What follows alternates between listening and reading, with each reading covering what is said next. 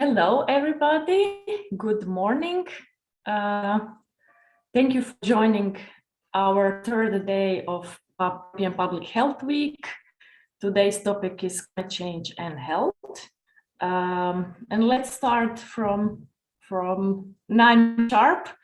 Let me first welcome you on behalf of our several partners who will be kicking off Climate and Health Day at this week.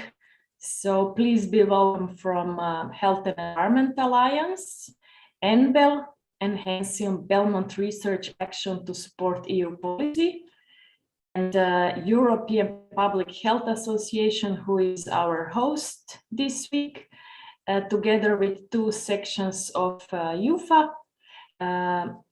It is Urban Health section and Environmental Health section.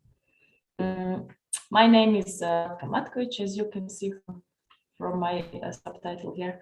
I'm a Senior Policy Officer at Health and Environment Alliance, and I'm here joined with Dineke Zeegers Paget.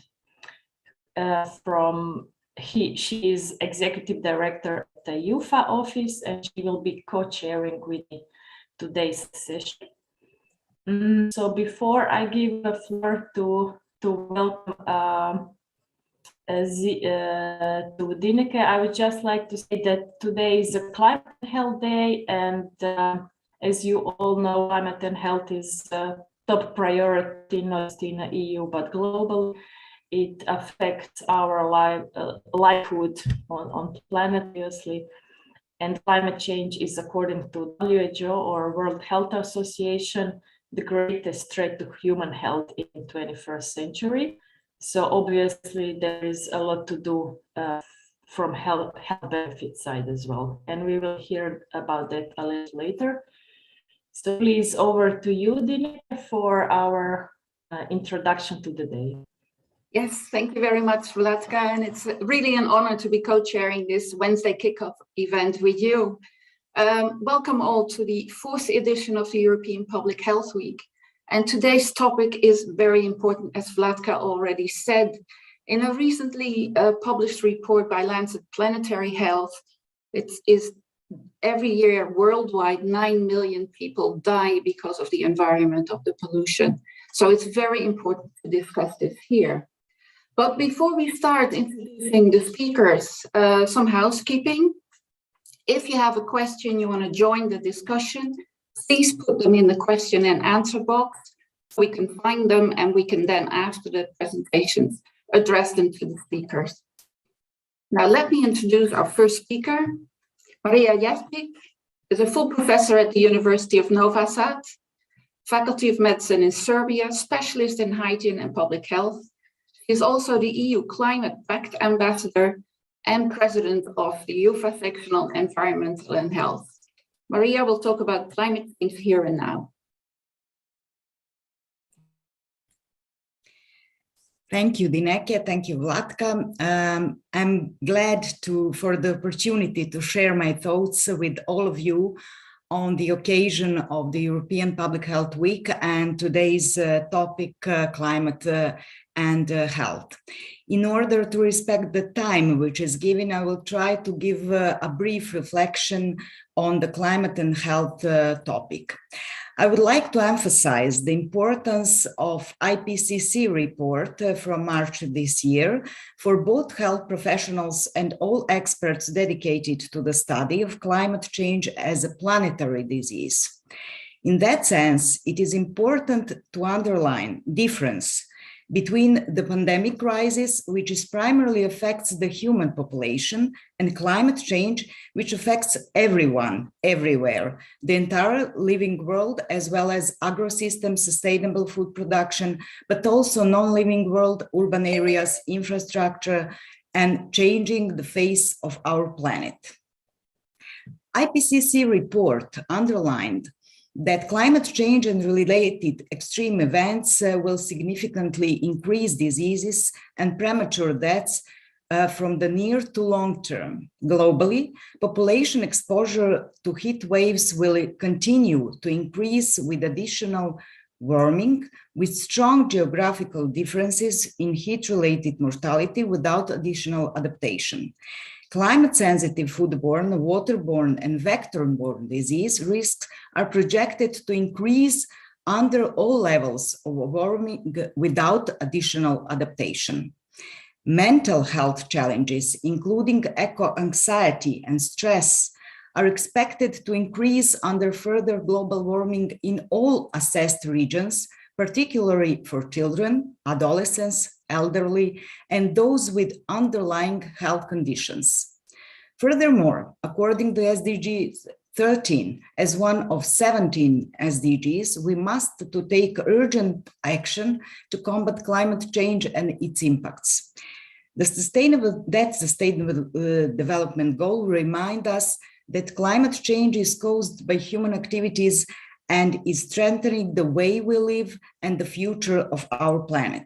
By addressing climate change, we can build a sustainable world for everyone, but we need to act now. Additionally, WHO at COP26 gave a special report on climate change and health, the health argument for climate action. The recommendations are the results of extensive consultations with health professionals, organizations, and stakeholders worldwide. They represent a broad consensus statement of global health community on the priority government's actions need to take to tackle the climate crisis, restore biodiversity, and protect health. Also, they highlight the urgent need and numerous opportunities for governments to line up health and equity in the international climate regime and sustainable development agenda.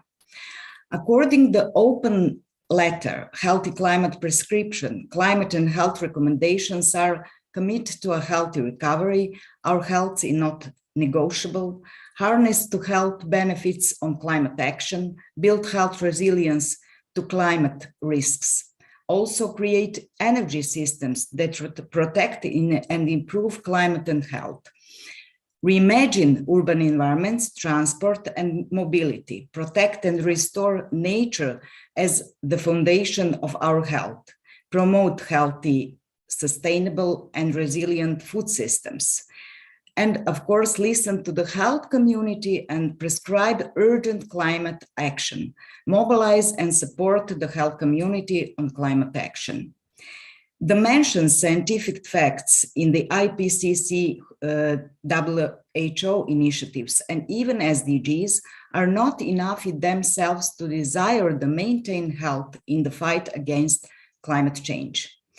The European Climate Pact Ambassadors initiatives deserve special attention to have additional value because it brings together people from all over Europe and wider on different ages, occupations, expertise with one common goal, motivation to do something in the fight against climate change. In that initiative, Climate Pact Ambassadors exchange knowledge and expertise and experiences and pledge various actions. Climate action strongly unites us in this way. For now, there are more than 800 from Climate Pact ambassadors from different thematic areas like circular economy, sustainable consumption, climate education, green buildings, renovation wave, sustainable food, green areas, biodiversity, green buildings, renovation wave, energy, sustainable transport, etc. Climate Pact ambassadors are also representative of citizens, and they could be led by example in lifestyle and behavioral changes, and their actions spread a positive infection on the mindset that leads to behavior change. At the end of moving towards the right to health for all by training to public health and wider health workforce on climate change and health it is important to mention the joint statement by the EU Health Policy Platform's thematic network, Climate Action through Public Health Education and Training. It is clear that without strong education transformation, we could not achieve our aims in the field of climate and health.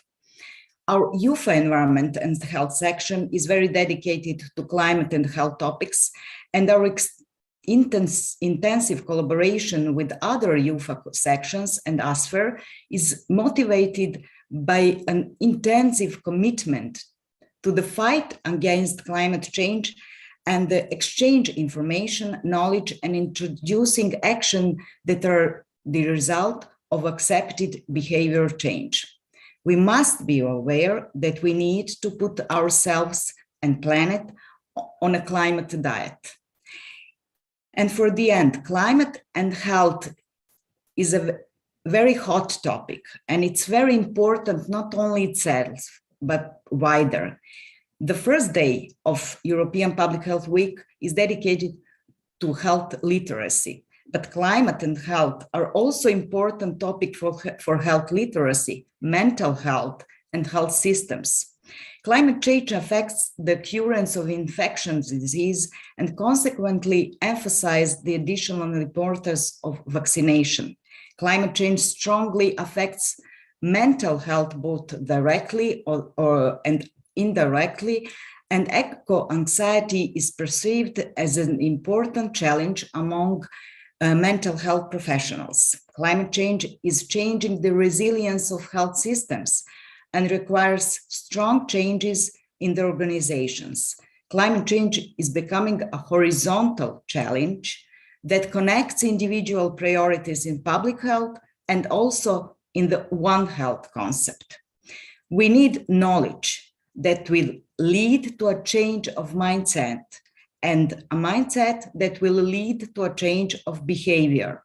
Behavior change should be based on evidence-informed policies like SDGs, IPCC report, as well as decisions from the climate agreement and Green Deal recommendations and initiatives. We need strongly motivated and united citizens and Climate Pact ambassadors. We must not allow climate change to be overshadowed by the pandemic crisis and the humanitarian Ukraine crisis. There is no vaccine against climate change. However, we should prescribe activism and go on climate diet at individual, local, and national level. We should apply awareness, knowledge, evidence-based and evidence-informed data about climate change impact on health. Staying healthy requires being climate and environmentally friendly at all levels. Thank you. Thank you very much, Marija, for this nice, enthusiastic speech. I like hearing about the EU Climate Pact Ambassadors Network. I think that's an excellent initiative. And you also mentioned the importance of basing actions on evidence. Let's move quickly to the next speaker. Reminding all of you, please put your questions in the Q&A. The next speaker is Anne Stauffer. Anne Stauffer is HEAL's Deputy Director and Strategic Lead. She leads HEAL's activities on climate change, energy, air quality, and provides strategic input for HEAL's organization development, advocacy, and engagement with stakeholders. And please, you have the floor. Thank you very much, Dineke. Thank you, Vlatka, and good morning to everyone who's joined to talk more about the important topic of climate change and health. I'm going to focus on the urgency to act and then also some policy developments. And I think building nicely onto what Marija was talking about, the EU Climate Ambassadors. So as we already heard this morning, climate change is the biggest threat to public health of the century. And there's actually no doubt that the health effects are being felt everywhere across the world, including in Europe. Globally, the last 7 years were the warmest on record. In Europe, we experienced the health impacts of climate change, especially last summer, with deadly wildfires and floodings across our continent and record heat, and amidst an ongoing pandemic. We're facing a climate emergency from the science the urgency to act is clear.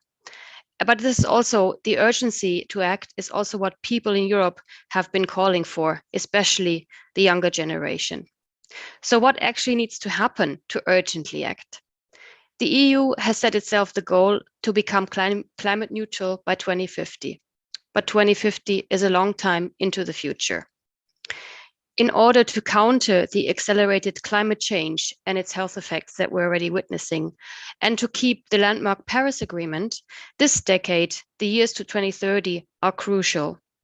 So that means by 2030, we have to achieve a significant drop in greenhouse gas emissions reductions in Europe. And we need to be well into the transformation of the key sectors responsible for global heating, which include energy generation, transport, buildings, industrial processes, and agriculture. And EU policymakers are currently negotiating key policies and measures for this period in the next years, the period up to 2030. And it's actually really important that the health sector, that all of us are becoming engaged and are speaking up in these deliberations so that the health voice is heard loud and clear. Let me first talk about fossil fuels as the one fueling climate change. And in Europe, we unfortunately have a very unhealthy dependency on fossil fuels. The war in Ukraine has made it very clear that fossil fuels not only accelerate climate change, but they also fuel wars. From the health side, we have long known the health harm from pollution generated by burning fossil fuels. Last year, over 600 health organizations representing over 46 million health workers, together with over 3,400 individuals from 102 different countries, called for a phase out of fossil fuels ahead of COP26 as part of bold climate action. Their call echoed what the World Health Organization has also recommended and what Marija presented earlier, and that is a phase out of fossil fuels, especially in energy generation. It's therefore crucial that the EU not only sets the goal of becoming independent of Russian fossil fuels, which is actually something that is being discussed and further presented today with the Repower EU package that will be presented later today. What we need is an ambitious target and timeline to be phasing out all fossil fuels and move to 100% renewables and energy efficiency, energy savings as quickly as possible. Also today, this morning, healers launched new evidence on the health harm of burning fossil gas for power generation. This is the first analysis of its kind, and it showed that in 2019 alone, burning fossil gas for power, and sometimes heat also, generation caused over 2,800 premature deaths from air pollution in the EU27 and the UK. And the price tag for our reliance on fossil gas is up to 8.7 billion euro in health costs for that year, for 2019, with the largest health burden falling onto Italy, Germany, the UK, France, the Netherlands, and Spain. On top of these premature deaths, you know very well that there's a range of health impacts from air pollution.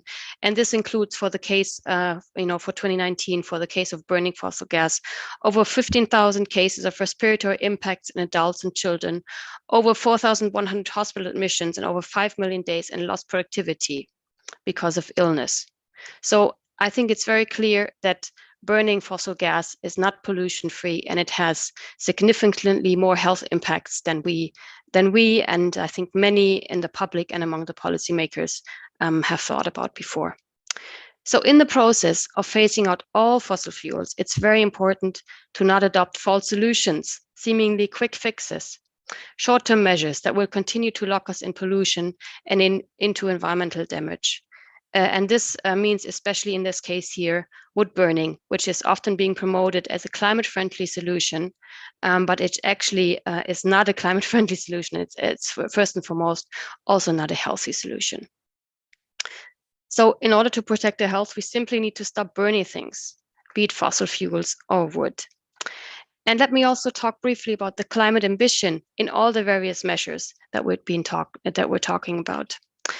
EU policymakers as part of the Green Deal have also been considering a more comprehensive set of measures for the EU climate action to 2030, which is the so-called Fit for 55 package, which is currently under negotiation between the European Parliament and the national governments.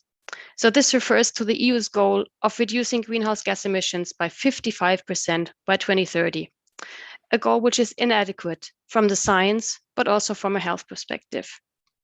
The science is clear that the EU should lead the way internationally and actually achieve a reduction of at least 65% over the next 8 years. I know this is ambitious, but this is very much what's needed for health, and it's also what's needed to keep to the Paris Climate Agreement. So what is needed and what HEAL is calling for is actually that national policymakers and EU parliamentarians step up so that the Fit for 55 package actually becomes a Fit for 1.5 degrees package. And there are many proposals out there on how to do it. But what we need to see happening is the political will to really, really prioritize and push for the transformation that needs to happen, the climate and health transformation. In climate decisions, be this at the local, national, or European level, protecting people's health should be the guiding principles of all the actions taken. As the Lancet Countdown has highlighted time and again, many of the climate measures will bring huge health benefits. There are clear measures that will bring a triple win for the climate, for clean air, for health. And this includes, and it's already in something that was also mentioned this morning, this includes the phase out of fossil fuels, energy savings, prioritizing walking and cycling, reduced meat and dairy consumption, to name the most important ones. Policy discussions are unfortunately often focused on the cost of climate measures, when in fact we should be highlighting the huge savings and the huge health improvements that we'll be seeing from the transformative efforts. And let me end by mentioning briefly investments. Investments in climate mitigation are actually investments in health. In this climate transition, and as Europe is heading out of the pandemic, there's an unprecedented amount of public investments being made available by governments and by the EU. There is, for example, an EU Recovery and Resilience Fund with over 600 billion euros accessible to national governments. If policymakers are serious about protecting our health and tackling climate change, they need to channel all of these public investments into 100% renewables and energy savings, and to stop investing into false solutions, which will only prolong pollution and health harm, for example, with building up new infrastructure for fossil gas. So the climate emergency is a health emergency. In the past 2 years, we've seen many things we didn't think were possible in the name of protecting our health. And we now need to see this political commitment as putting health first when it comes to keeping global heating to 1.5 degrees for our planet, and most importantly, for our health. The time to act is now. Thank you. Thank you very much, Anne, for this empowering speech. What I took from the speech is that we need bold climate action. We need it now, and it should definitely not be quick fixes. Again, your questions for the speakers can be put in the Q&A part, and I'm happy to now introduce the third speaker, Stefano Capolongo. He is an architect and full professor in hospital design and urban public health at the School of Architecture, Urban Planning, Construction, Engineering of the Politecnico di Milano in Italy. And he is also the president of the EUPHA Urban Public Health section. Stefano, please, you have the floor.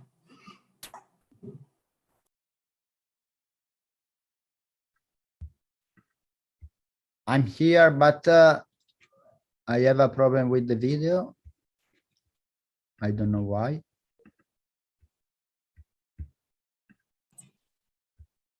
Andrea, are you there to help? So it's okay, I think. Okay. Thank you very much, Dineke, and thank you, Vlatka. And good morning to everybody, and congratulations to the organizer to bring here together EUPHA, EAL, and ENBEL at this kickoff meeting, speaking about how climate change affects our health. So First of all, I think that architecture and urban planning are the key tools for the transformation of our cities into healthy places.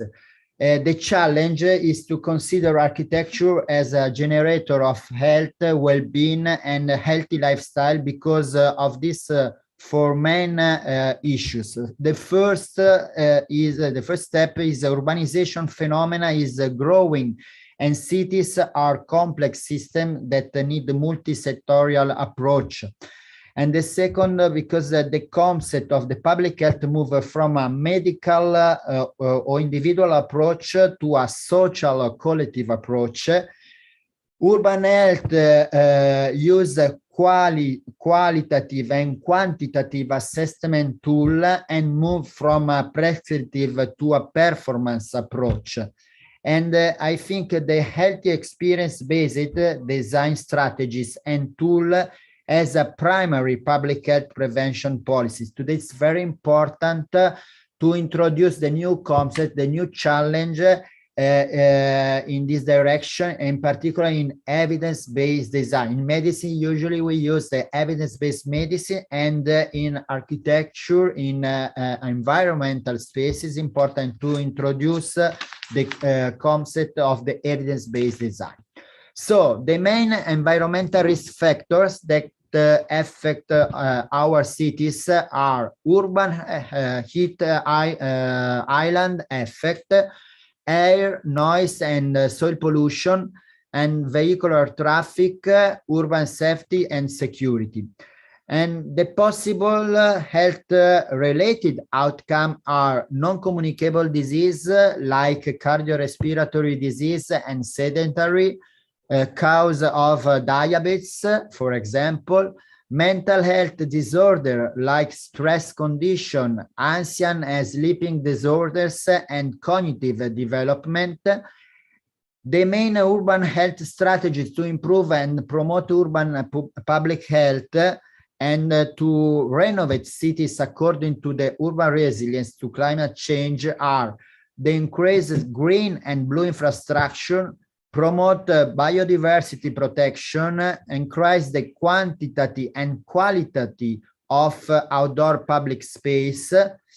I think it's important to reduce the vehicular traffic, to promote the walkable environment, and improve the social and the functional mix of the ground floor of the city, looking for the city of proximity. Today, this important approach after the COVID is very, very important. The first experience I want to remember is in Paris, Ville de Cardeur, where we got to introduce this very, very important, and is not only the inclusive social approach, but is important, for example, for implementation, the physical activity of the population. So the other main urban health strategy, I think, is to promote the accessibility of the city with the universal design approach. This topic today is very, very important.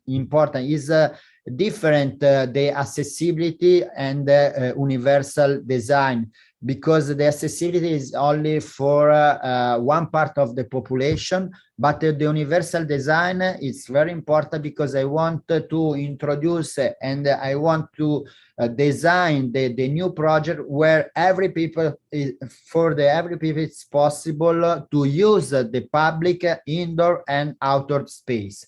And then it's important to realize free outdoor places to physical activity, like, for example, playground, and consider the rooftop of the building like a common public floor for the communities and make is livable of greener.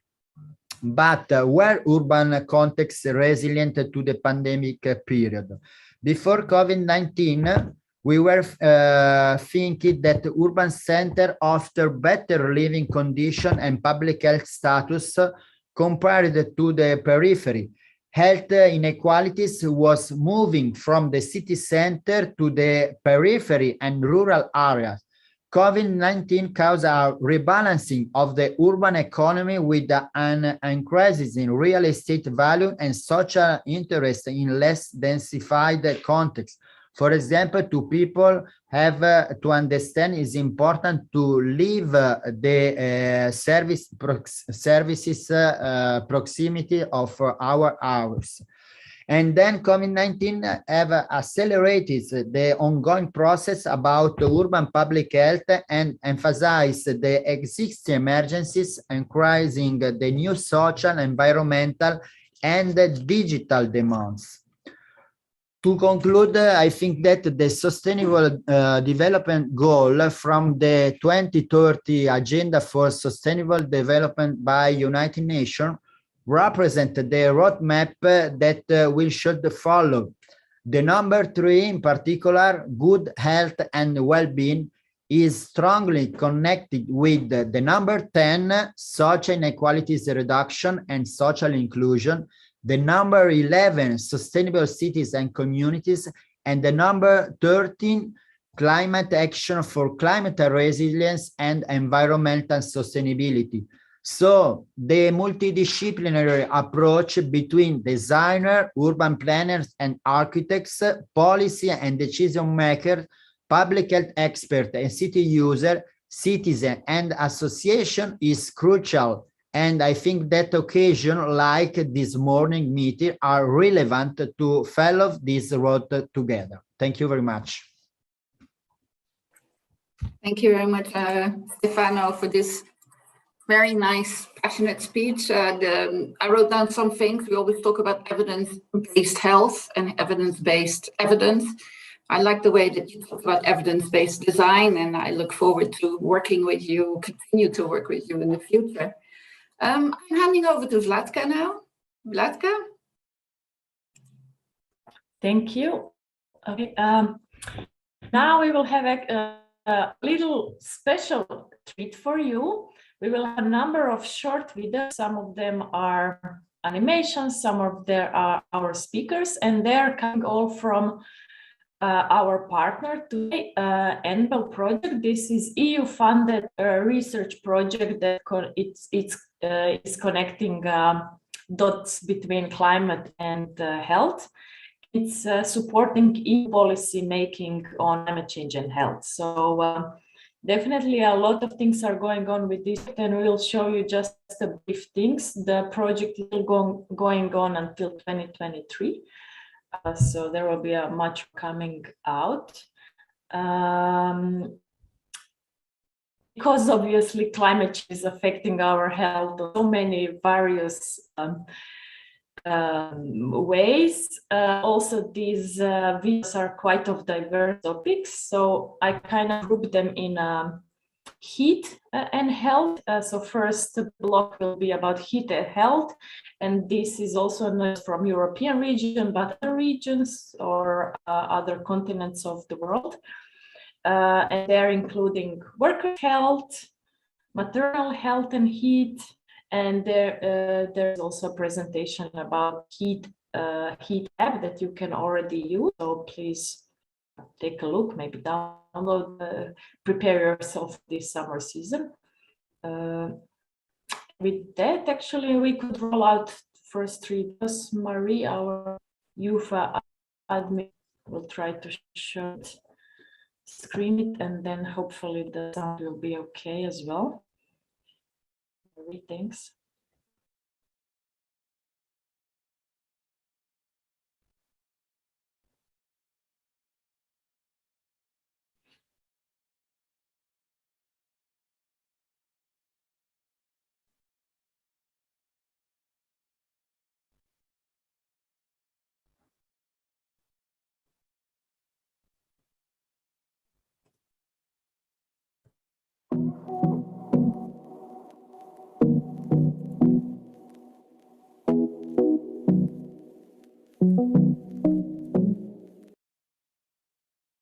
As you know, temperatures around the world are increasing, including Nicaragua. Whether you're cutting sugarcane or preparing new harvests, you're working hard in a warming world. The heat from the environment combined with hard work can put your body under heat stress. Heat stress can cause cramps, dizziness, fainting, and even heat strokes, leading to accidents, injuries, or possibly death. New research has also found that hard labour in the heat damages your kidneys, with a higher workload directly linked to more damage. Together, we can keep everyone safe with some simple guidelines. When you arrive for work, you should pour out the old water from your thermos and fill it with fresh water from the mill. Every hour, you should try to drink a litre of water and a cup of suero to rehydrate. If your thermos is empty, ask your supervisors for refills. And if you need the toilet, then go. When you hear a whistle or horn, take your scheduled break to cool down. This should be under a tent or natural shade within 50 metres of your workplace. If you feel ill, don't hesitate to find your health promoter and tell them your symptoms. Remember that your health promoter is there to help you and keep you healthy, and your supervisors and captains to help you work safely. Together, we can keep everybody healthy whilst working.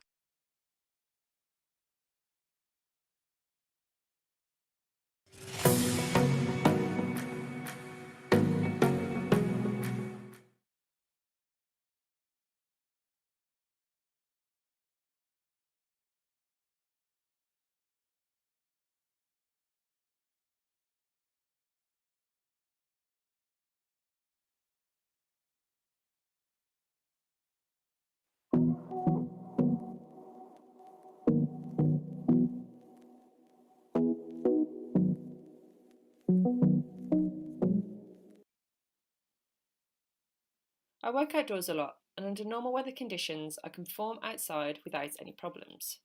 However, when it gets really cold or hot, my work starts to get challenging. Whilst I use my common sense, sometimes I am a little bit off, even when I've checked the weather report. Luckily, I can use Climate to help me out. In Climate, I enter my personal details such as my age, body size and sex, the clothing I must wear for work, and my activity level. Using my GPS location, it collects all the relevant weather info and provides me with personalised advice on when to expect issues with the heat or the cold. It also gives me advice on what I can do about it and helps me plan my workday safely and effectively. You can do it too. Download for free from the App Store or Google Play.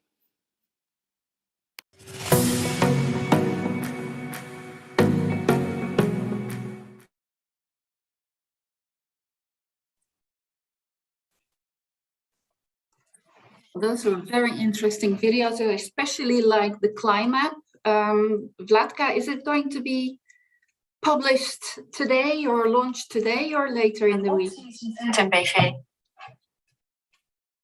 Yes, I wanted to announce this after the videos. We will be sharing all of the videos after the event on our social media.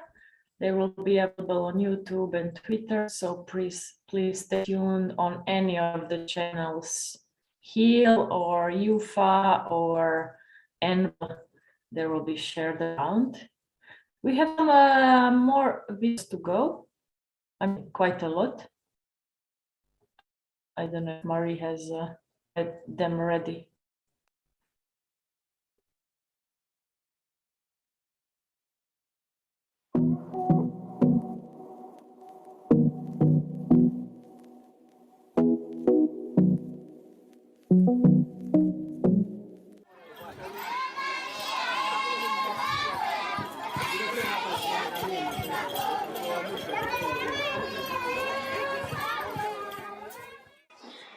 Mama ambaye amejifungua na yule mtoto wake huwa linamwathiriki hivi, kwa sababu yule mtoto hawezi sana hili joto.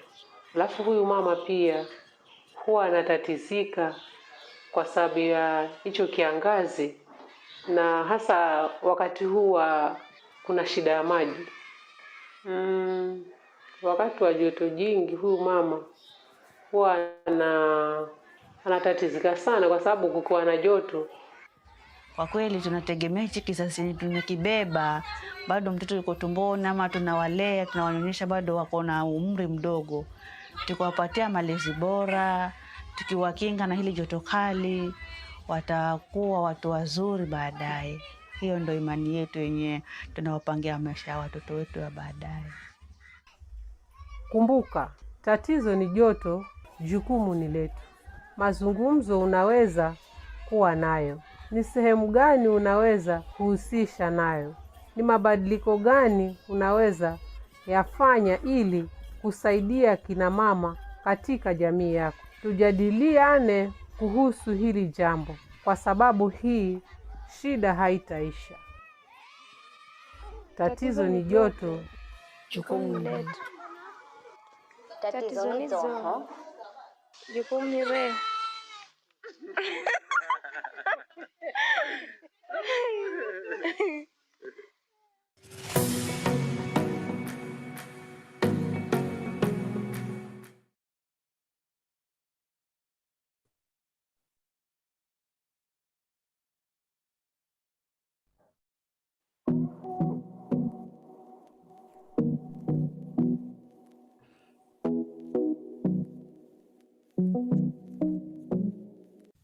Climate change has been increasing extreme heat and extreme precipitation events.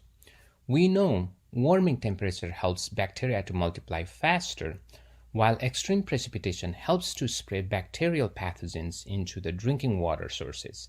And this problem is particularly relevant in resource-limited settings where people practice open defecation and lack municipal drinking water. Climate scientists also tell us that this increasing trend of extreme events will continue into the foreseeable future because of ongoing climate change. This poses a fundamental question. How are we going to adapt to these new set of hazards as a society? Award APR is a multinational consortium that is working to develop an early warning system for diarrheal diseases with subseasonal to seasonal lead time. We believe such early warning systems are urgently needed to help communities adapt to the climate change-related increases in diarrheal disease burden. If successful, such approach can be extended to other climate-sensitive disease. More importantly, we believe our focus on subseasonal to seasonal scale will provide meaningful and actionable information that can protect public health in the short term.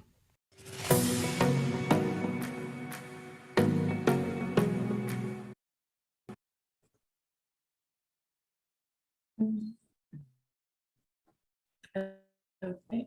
Can I just introduce 3 more videos? So those were on a heat and climate change. And now we will have short videos. They are only 1 minute, very, very short, also shareable for social media. And next videos will be on climate change and vulnerability and inequity. And this is a very big topic as well, because obviously climate change is affecting those that are especially vulnerable. Our researcher will also speak about mitigation and engagement with the stakeholders. So what can be done or on a more policy and political level, particularly in the EU. So please take, yeah, thanks.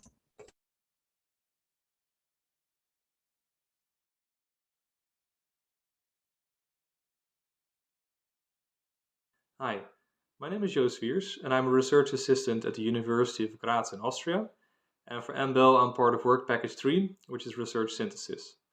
We are currently preparing a deliverable focused on the impact of climate change on differential vulnerability and inequity. We are drawing on the work of the relevant projects funded by the EU Horizons and Belmont Forum.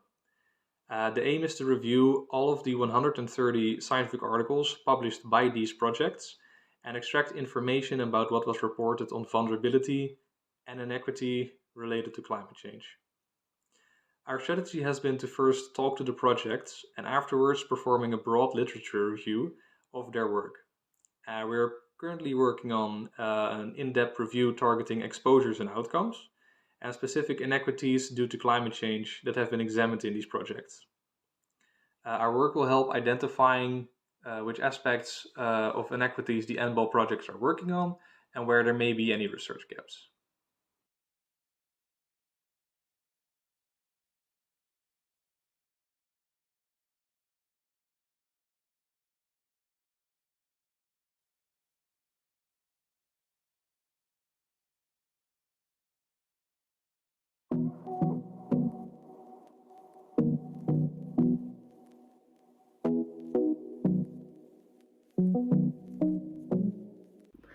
Hi, my name is Grace Turner and I'm a climate and health researcher based at the London School of Hygiene and Tropical Medicine working on ENBEL.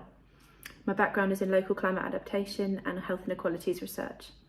I currently work on the Work Package 4, which involves engaging with decision makers across Europe to understand what the evidence needs are for implementing climate change action to protect us from climate risks and improve our public health. So climate change will affect human health, and both the EU and national ministries in Europe are developing plans to address these impacts and benefit health. Over the past year, the Work Package 4 team have been interviewing public health, environmental health and adaptation leads across Europe at the international, national and city level, and with some interesting findings to share. So our main results are, firstly, there is a lot of activity and interest in climate change and health across Europe, and many policymakers are starting to implement action. Secondly, from our results, it appears that European cities are more active and innovative in their intersectoral adaptation and actions for climate and health. This may be because many adaptations are within the policy of local governments, and it can also be easier to implement actions locally, particularly for public health officials. Finally, there seem to be some benefits from climate adaptation from the COVID-19 pandemic in terms of improving our public health systems. It's great to learn that lots of European countries are starting to implement climate actions to improve public health, and that many more are planning to increase their efforts in the future. Thank you.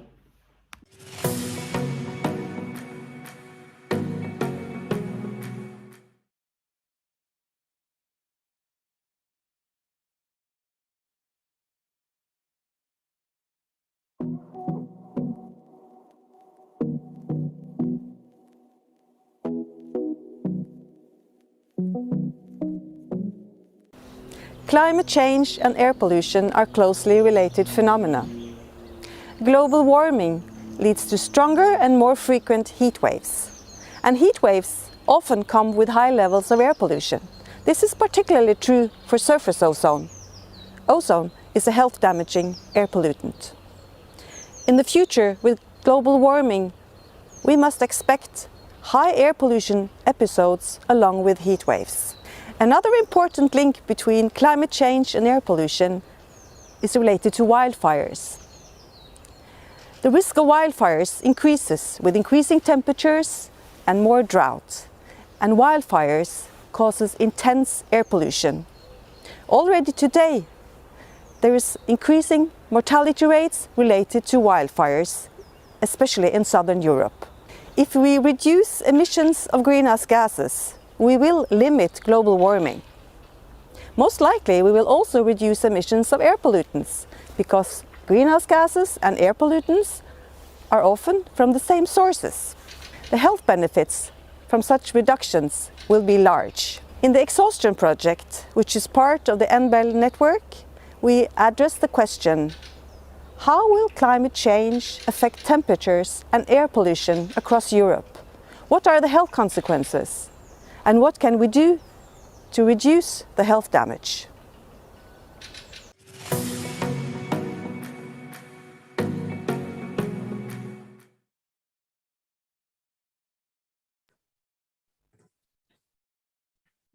Thank you. So those were all our short videos.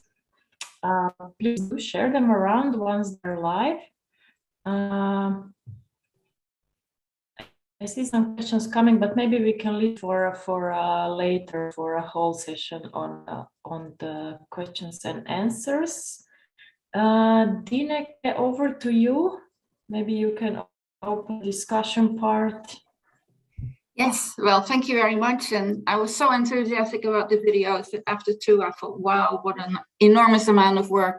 And it turned out we looked at 7 videos that were very instructive, very usable for a wider audience. This is really the way to inform the general population. If you want to link the videos, they will be in the European Public Health Week newsletter, which is sent out tonight, as well as in the Wakelet attached to that. One question that came in, Vlatka, and you're still on screen, was more information on the climate. Can you maybe answer, where is it shown, which languages? So I don't know but I see that Miriam already wrote a little bit about it. So there is a website of ENBEL project, and all of this finished work is featured over there. Climate is a joint project by several universities that were working on this. I think the lead was Copenhagen University, and for sure the language is English, and graphical scope probably Europe as a first, and then you have to actually on the app, but definitely, yeah, if you can send also some comment on the improvement, I think the authors would be grateful for that. Perfect, thank you, Vlatka, and very impressed to see all these videos and also the climate. I'm like, that's interesting for everybody. So some questions to our speakers. I'll start with Marija. Obviously, environment and health has been on the agenda for a long time, but then COVID came along and everybody only talked about COVID. So what did it have for an impact on environment and health? I would like to underline that public health specialists, which is interested in environment and health, are minority in all health professional community. And I think that our first important task, how we can advocate among our colleagues to importance of environment and health. And I think that also that maybe it's a good roadmap to introduce them with the risk for health sector as not only for health workforce, but also for health sector buildings and systems and organization. And I think that also for all organization, different kind of organization are important to start in their mission and vision and everyday procedures, think about climate change and health, because our everyday works depend on the climate more than before. Thank you. Thank you very much, Marija, for the answer. Then Anne has been talking to us about advocacy and playing our part, but how can public health professionals play a part in EU policy negotiations? Your advice, please, Anne. Thank you very much. Thank you for the question. I think one thing is to, to start engaging and not be hesitant, in thinking that it's too difficult, or who wants to hear it. Public health professionals and health professionals, the health sector in general, are among the most trusted in society, and I think we should all use this role as well. And this can be inserting some of the evidence that we've heard about before, inserting from the experience that public health professionals have in how their work, their lives, or the community's lives have been impacted by climate change and what needs to be done about it. And then I think it's also very important to work in collaborations, for example, with civil society organizations, in bringing the voice of the health sector to the policymakers, or in speaking to local journalists and to the media, and using the variety of communication tools that are available to bringing out the health message very strongly on climate change. Thank you. Thank you very much, Anne, for these tips. Very useful. Then I turn to Stefano, the odd one here, because you're an architect. You are the president of our urban public health section. Sorry, I'm an architect. It's not sorry, we're very happy to have you. It's very good to have other professions tell us or advise us, how can we move urban public health forward. Can you give us some examples of success stories? So thank you very much for this answer. And in general, I think that it is necessary to restore the dialogue and the multidisciplinary approach between designer and in particular urban planner, engineer and architect with the policy and decision maker and the public health expert and the city user in general, in particular the citizen and the association. So today I think it's necessary to introduce the new figure of the health for prevention health. In particular, we have to think and promote the new figure, and the name of this figure is Healthy City Manager. And the Healthy City Manager promoted from Italy and all over Europe is working in this direction in the prevention because the health, the approach of the health is not only the medical approach, but is a social approach. Also, I think the dissemination activities that we are developing in between the EUPHA Urban Public Health section with the EUPHA Environmental Health section coordinated by Marija are going in this direction. Yeah. Good. Thank you very much for that input. I think the multidisciplinary collaboration you mentioned is key here. We don't really have time for questions. I did see a question from the audience whether there's a common paper of EUPHA to fix the objectives to reduce the effects of climate change in the EU. And I think that's maybe a very good one that we take up with the co-organizers here, HEAL and the project ENBEL, and see how can we publish something like that it's a push from both associations in that direction. I would like to thank all the speakers for their contributions and for the discussion. I also would like to thank all the participants for being here with us and learning. Don't forget the video links will be published later today and will also be in the Wakelet published after the whole day.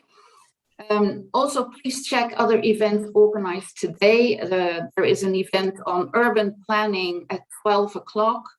Which might be of interest. There's also an ecological workshop for children. And public health emergency interventions in Portugal are just some examples of what you can still follow today. Thank you, Vlatka. I'm handing over to you. Yeah, just a last thank you all for your time. And stay tuned for our social media channels. And know, like, all of us are a bunch who is already aware about threats of climate change, but maybe we can spread the word around to really reach those who are less aware or knowledgeable. And yes, I wish you a pleasant day and sing the last goodbye. Thank you, everybody.